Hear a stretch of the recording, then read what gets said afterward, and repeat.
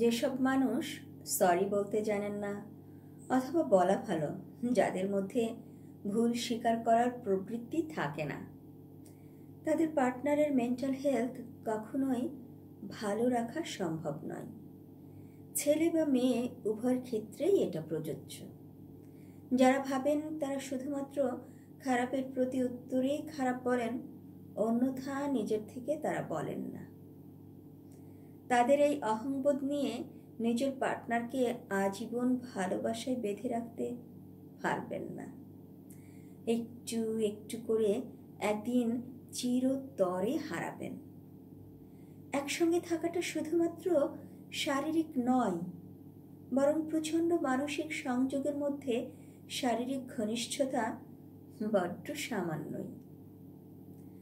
পার্টনারকে আঘাত দেওয়ার পর আপনারও যে দুঃখিত বলা উচিত, এই বোধটুকু থাকা খুবই জরুরি।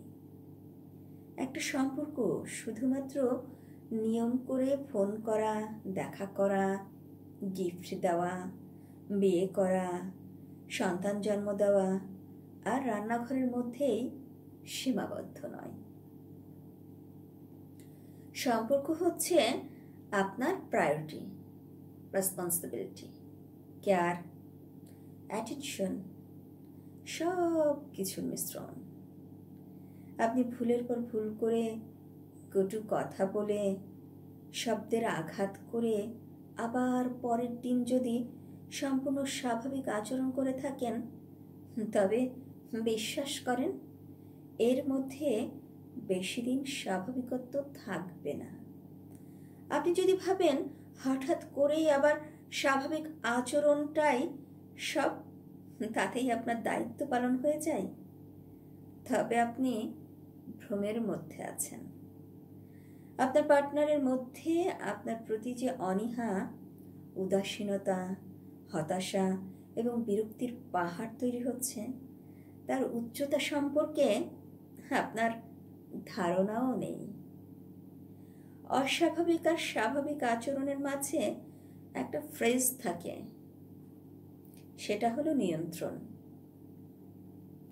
ভুল স্বীকার করা, অভিমান করা, অভিযোগ খণ্ডনের চেষ্টা করা বা সহানুভূতিশীল হয়ে পরিস্থিতি নিয়ন্ত্রণে আনা।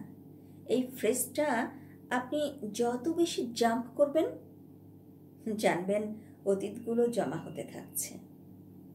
হয়তো সে আপনার সাথে আছে, কিন্তু ক্ষত বয়ে বেড়াচ্ছে। এভাবে আপনার চোখে সে ভালোবাসা দেখতেই ভুলে যাবে। রোজকার শব্দ প্রয়োগে আপনি যে ক্ষত করেছেন, সেখানে কোনো প্রলেপ না দিলে সেটা একদিন দগদগে হয়ে যাবে, নিয়ন্ত্রণের বাইরে চলে যাবে, যা হয়তো আপনিও চাননি। তাই ভালোবাসলে কিছু শব্দ বন্ধের দায়িত্ব নিতে হয়। নিয়ম মাফিক এক ছাদের তলায় থাকা অথবা নিয়ম মাফিক ফোন করাটাই ভালোবাসার প্রতি একমাত্র দায়িত্ব পালন নয়।